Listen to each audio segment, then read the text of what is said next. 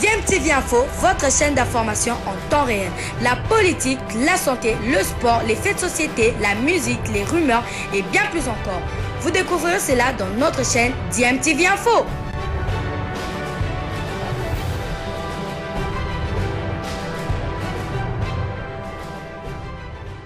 Hector Couper a démissionné à la tête des Léopards de la RDC. L'information a fuité par le journaliste argentin César Luis Merto.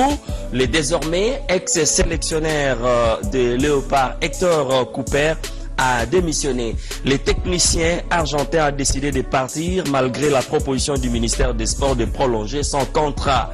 Dans les heures qui suivent, le patron du sport congolais rendra officielle cette annonce. Arrivé à la tête des Léopards depuis mai 2021, Hector Couper a signé un contrat d'objectif avec la RDC, à savoir qualifier les pays de Félix-Antoine Tshisekedi Tshilombo à la Coupe du Monde Qatar 2022. Bilan lors de son départ, 3 victoires, 3 nuls, 2 défaites et la non-qualification à la Coupe du Monde.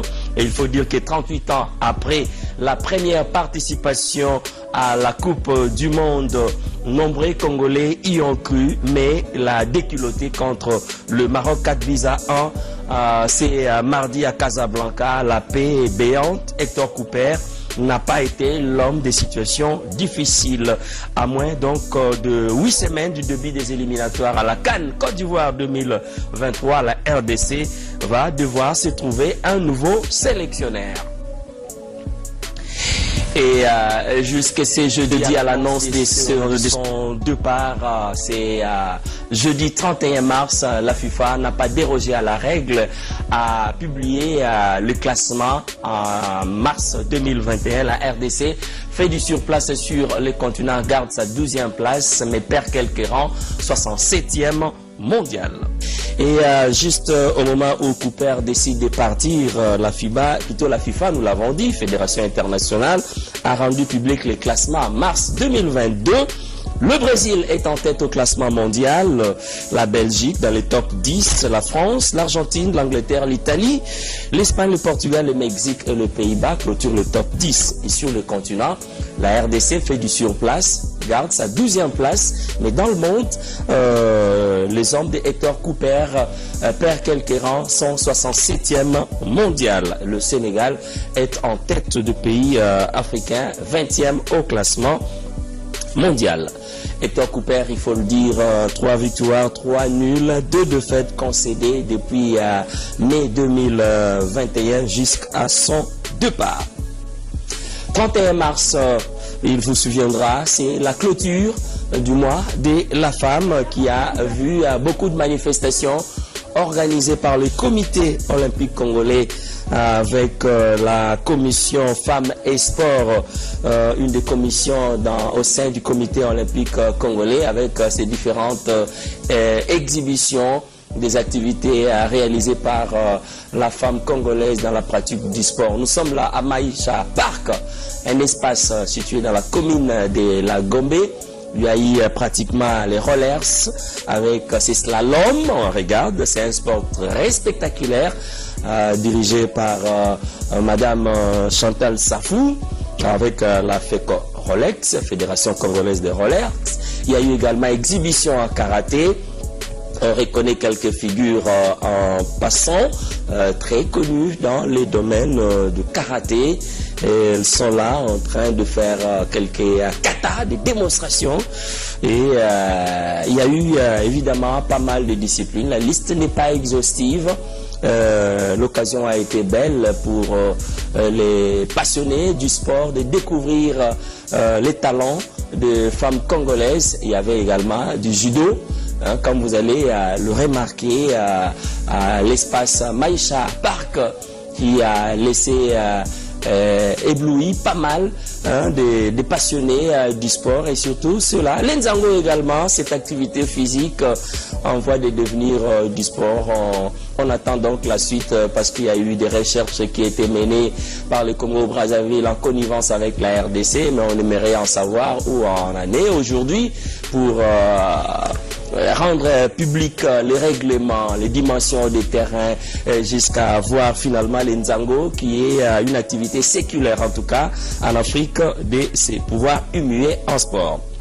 Et les recommandations, notamment construction, aménagement des infrastructures par Madame Mado Ekene, qui est la présidente de cette commission avec la première édition hommage à la femme au sport. Je vous invite de l'écouter au micro de Jean-Pierre Kagimangandou. Étant actrice dans différents secteurs de la vie, il a plu au Comité international olympique de créer une commission femmes et sport. La dite commission a pour mission d'encourager la femme à pratiquer le sport, à combattre la discrimination entre hommes et femmes dans le sport, à accompagner le comité olympique dans la mise en œuvre de sa politique d'encouragement de la femme sportive. La commission femmes et sport, tout en reconnaissant les efforts consécutifs par certains présidents en format des officiels féminins que vous découvrirez sous peu, recommande ce qui suit. La révalorisation des femmes sportives, aussi bien actuelles que de vieilles gloires, la considération de toute athlète féminine qui ramène une médaille ou un trophée au pays au même titre que ceux masculins, ce que nous appelons en anglais he and she, ce qui signifie il et elle, consacrant le même traitement entre l'homme et la femme. L'érection de la maison de la femme sportive, dans laquelle il y aura un site d'hébergement d'athlètes, de restauration, de lieux d'entraînement, de salles de conférence, un centre de santé, une salle de sport où les vieilles gloires sportives resteront en vie de garantir leur après-carrière.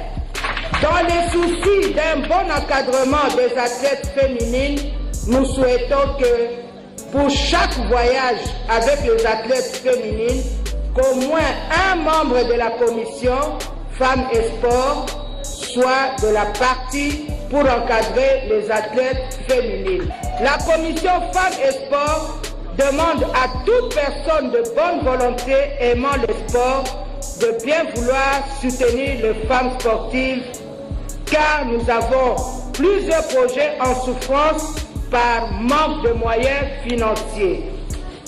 La commission Femmes et Sport estime que cette première édition est une porte qu'elle s'ouvre et que sous le leadership du comité olympique congolais, chaque année au mois de mars, particulièrement à la fin, soit le 31 mars de chaque année, des activités soient organisées en hommage aux femmes sportives. Vous avez corrigé avec nous, il s'agit donc de Madame Mado Ekene, présidente de la commission Femmes et Sport, une des commissions mises en place au sein du comité olympique congolais. Et en marge de cette journée de clôture du mois de la femme, on a procédé au lancement de la première édition du tournoi en fait hommage à la femme congolaise dans la pratique du sport. Et le lancement a été donné par le secrétaire général du comité olympique congolais, maître Alain Badia Chile, qui à l'occasion a eu des mots justes en tout cas pour plaider la cause de la femme dans la pratique du sport. Il vous souviendra que le sport féminin a toujours fait l'honneur de la RDC, pour ne pas dire apporter bonheur à la RDC. Je pense notamment aux athlètes de la Fédération de basketball qui ont fait la fierté de ce pays à travers ce continent et pourquoi pas au-delà de ce continent. Je pense notamment aux athlètes des arts martiaux, karaté, taekwondo, judo, lutte. Ce Cela ne peut pas nous laisser indifférents, raison pour laquelle nous avons dit qu'il faut absolument, à travers cette commission, qu'on puisse accompagner les athlètes féminins. Donc, il appartient aux dirigeants des différentes fédérations de se joindre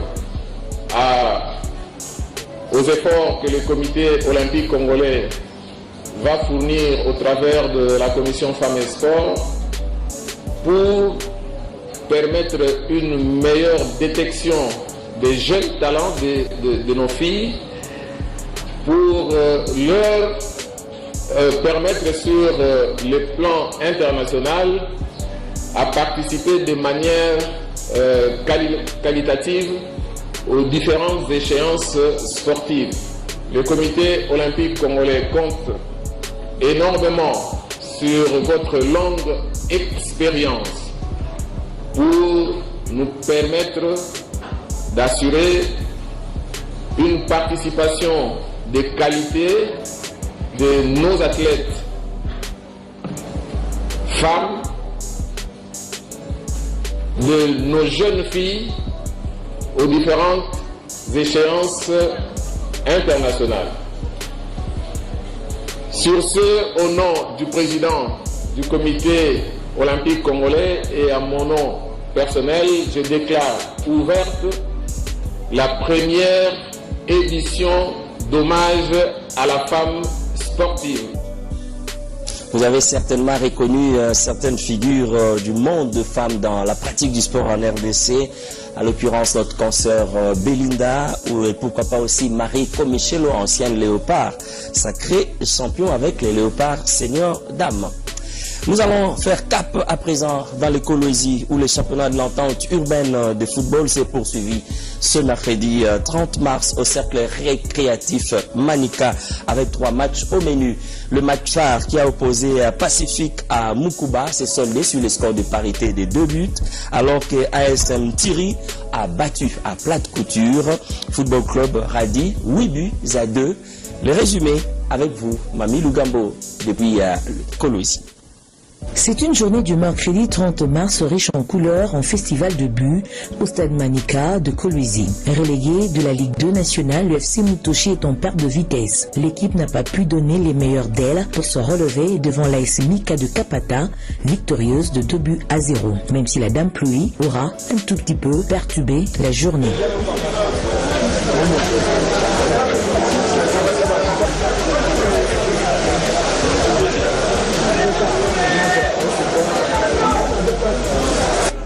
Au sommet de cette journée, Pacifique et le tout-puissant Mukuba s'y sont frottés dans l'autre explication. Tout droit vers son objectif, Mukuba s'est voulu très déterminant, même si sur le terrain, l'équipe aura laissé une autre impression.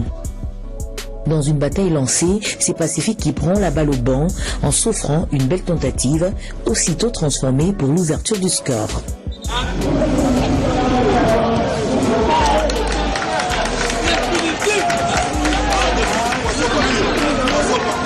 Malheureusement, la joie sera de courte durée car sur un relâchement, les rouges de Mukuba égalisent avant la pause.